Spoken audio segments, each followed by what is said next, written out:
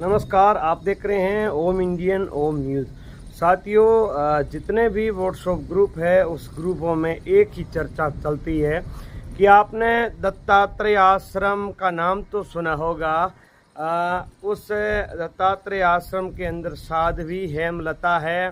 हेमलता साध्वी को लेकर विश्नोई समाज के जो तमाम ग्रुप है उस ग्रुपों में कल से ही 2 दिनों से ही कल से ज़्यादा चर्चाएं चल रही है। बाकी पिछले 2 दिनों से चर्चा चल रही है और काफ़ी साधु महात्माओं के स्टेज भी साधु महात्माओं ने अपने अपने तरफ से प्रतिक्रिया दी है, वो प्रतिक्रिया भी सामने आई है। तो साथियों, आपकी क्या राय है ये बताया जा रहा है। विष्णु समाज के लोग गुरु जम्बेश्वर भगवान के बताए हुए नियम पे चलते हैं और गुरु जम्बेश्वर भगवान को मानते हैं।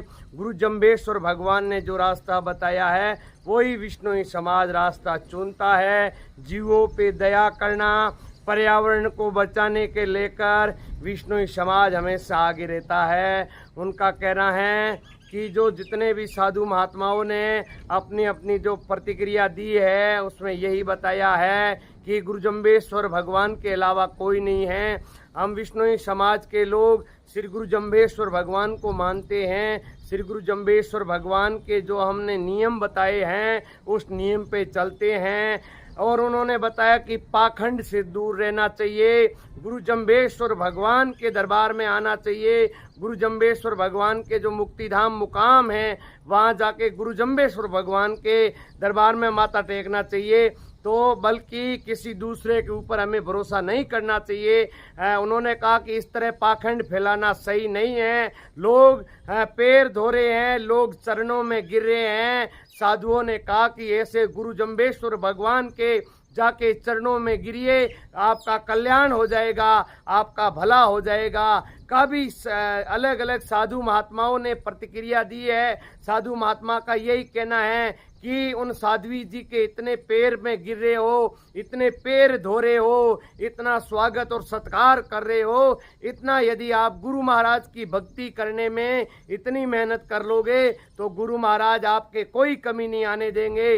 गुरु महाराज की कृपा से आपके सारे काम सारे समस्या दूर हो जाएगी। उन्होंने कहा कि इस तरह जो पाखंड को बढ़ावा देना कतई सही नहीं है और इस प्रकार यदि समाज को भटकाया गया तो साधु महात्मा और समाज के लोग कभी माफ नहीं करेंगे। यदि इस तरह जगह जगह अलग अलग जगह से सोशल मीडिया पे वीडियो डाला जाता है कि साध्वी के कहीं पैर धो रहे हैं, कहीं साध्वी के पैर पकड़ रहे हैं, तो उन्होंने कहा कि गुरु जम्बेश्वर भगवान ने हमें क्या बताया था। गुरु जम्बेश्वर भगवान ने जो रास्ता बताया था उसी रास्ते पे चलने वाले व्यक्ति को कोई बाधा नहीं आती है, कहीं भटकने की जरूरत नहीं है। गुरु महाराज को जब आप गुरु महाराज के नियमों में चलोगे, गुरु महाराज के रास्ते पे नियमों पे चलोगे तो आपको कहीं जाने की जरूरत नहीं है, कहीं भटकने की जरूरत नहीं है। आपके सारे रास्ते खुले रहते हैं, कोई आपकी टेंशन की तक बात नहीं है।